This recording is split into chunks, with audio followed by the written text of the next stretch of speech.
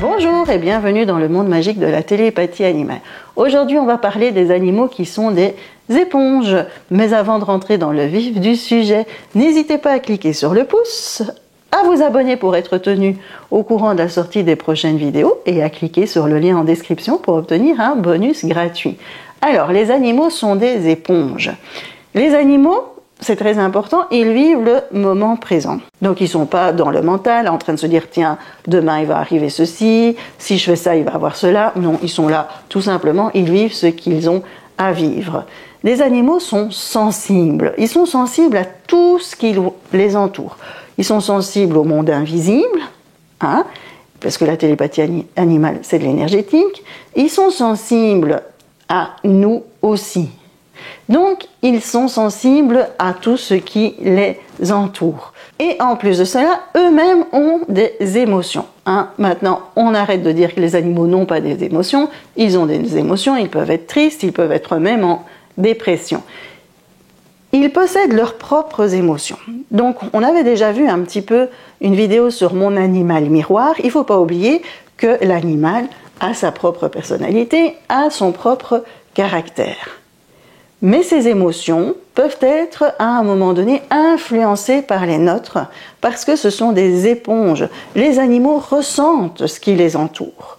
Ils ressentent s'il y a des énergies négatives tout autour d'eux, mais ils ressentent aussi nos émotions. Pourquoi? Parce que nous, on transmet, quand on est triste ou quoi que ce soit, on transmet nos émotions. Ça se voit tout de suite si on est triste ou pas. Alors c'est pas tout de suite ressentir notre émotion. Il y a des animaux qui sont en symbiose avec leur référent et qui ressentent vraiment tout ce qu'il y a à l'intérieur du référent, mais c'est aussi notre comportement qui change. Quand on est triste, on joue moins avec son animal, on est moins joyeux, on est moins ceci, on est moins cela. Et donc tout cela a un impact sur l'animal. Donc l'animal voit bien qu'il y a quelque chose qui ne va pas. On va dire qu'il ressent qu'il y a quelque chose qui ne va pas. Il ne va pas toujours ressentir notre tristesse, il ne va pas toujours ressentir notre joie. C'est notre comportement qui peut l'influencer par rapport à ça. Mais quand on est en télépathie animale, c'est tout autre chose.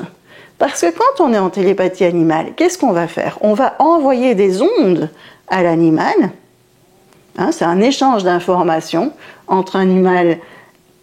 C'est un échange d'informations entre un humain et un animal sans utiliser les 5 sens. Donc ça veut dire que si je veux échanger des informations avec un animal, je vais lui envoyer des ondes.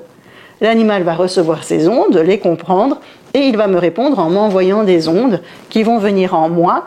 Et ces ondes vont être transformées en mots, images ou sensations. Si je veux me connecter avec un animal et que je suis en pleine colère, et que je vais dire, bon maintenant, Poupousse, tu as fait pipi sur le canapé, je veux savoir pourquoi tu as fait pipi sur le canapé là maintenant, qu'est-ce qui va se passer quand je vais poser cette question? Je vais poser cette question avec de la colère dedans. Donc je vais envoyer une onde de colère. Et là, l'animal va la recevoir, cette onde de colère, et ça, c'est très problématique. Est-ce que vous avez envie de rentrer en connexion, envie de parler avec des personnes qui sont en colère, etc. Non. Donc là, si on veut rentrer en télépathie avec un animal, il faut vraiment qu'on ait plus d'émotions, il faut vraiment qu'on soit neutre par respect de l'animal, parce qu'on ne va pas lui envoyer en pleine figure, je dirais, nos ondes négatives. Donc là, c'est encore plus fort. Oui, l'animal, il peut ressentir nos émotions par notre comportement et parce qu'on transmet des ondes aussi de ces émotions négatives. Mais il y a des animaux qui ne les reçoivent pas du tout, parce qu'ils font bien la part des choses. Mais quand on fait de la télépathie animale, on ne peut pas être en émotion négative parce qu'on envoie directement à l'animal ces énergies négatives. D'accord? Donc quand on veut rentrer en connexion avec un animal, il faut être zen et avoir des émotions plutôt bienveillantes. Je vous laisse avec tout cela et je vous dis à bientôt.